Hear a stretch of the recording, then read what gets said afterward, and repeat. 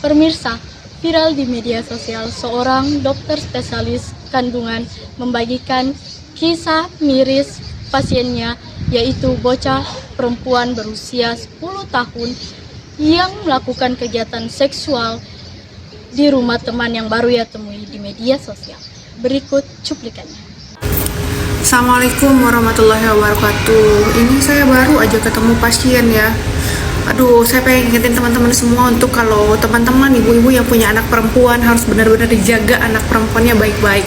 Jangan gampang percaya kalau mereka minta izin untuk nginep di rumah temennya, siapapun itu. Kalau kita nggak kenal baik anak itu, jadi jangan segampang itu untuk memberikan izin pada anak-anak perempuan kita ya. Jadi ini saya baru kedatangan pasien, umurnya baru 10 tahun ya, 10 tahun. Kemudian dia izin sama, dia dibawa sama tantenya karena dia itu baru habis pulang nginep dari rumah temennya katanya gitu.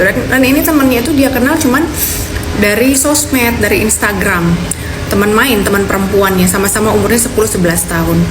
Dan ternyata ketika ditanya kamu habis ngapain dan segala macam, dia kurang meyakinkan jawabannya, dan akhirnya dia dibawa sama tantenya karena orang tuanya nggak berani membawa dia periksa ke dokter obgyn.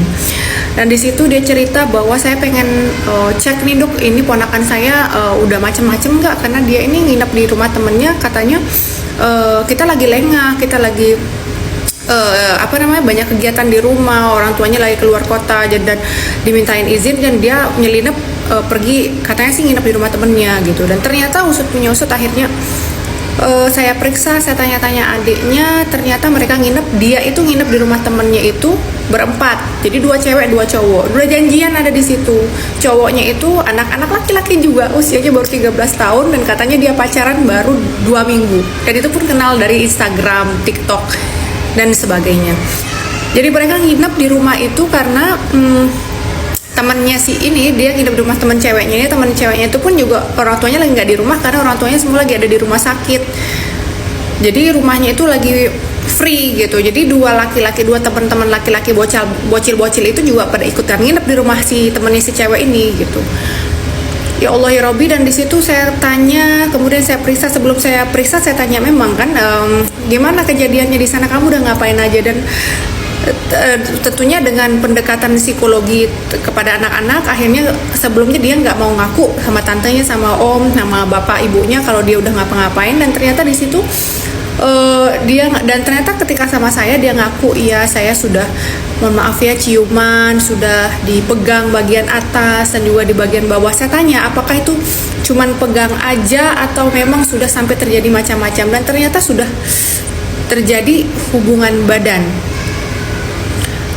antara si anak ini, si pasien ini sama laki-laki itu, yang baru dia kenalnya baru 2 minggu, dan itu dia kenal cuman dari Instagram, DM, dan juga dari TikTok dan sebagainya. Ya Allah ya Tuhanku, ini 10 tahun. Kemudian saya lakukan pemeriksaan, tentu saja apakah sudah memang terjadi hubungan tersebut, apakah ada intercourse ya, ada masuk. Dan memang ternyata, dan sayangnya saya mendapatkan memang selaput darah atau himennya emang sudah robek, dan ada robek di Tuhan ya Allah ya Robbi ya Karim, 10 tahun loh. Saya nggak nyangka gitu ya Allah ya Robbi. Jadi buat ibu-ibu di luar sana yang punya anak-anak perempuan ya, tolong dijaga baik-baik. Padahal ini anak dia sekolah di tadi bilangnya masih SD ya, SD tapi SD pakai hijab. Saya kehabisan kata-kata gitu. Ya Allah ya Robbi.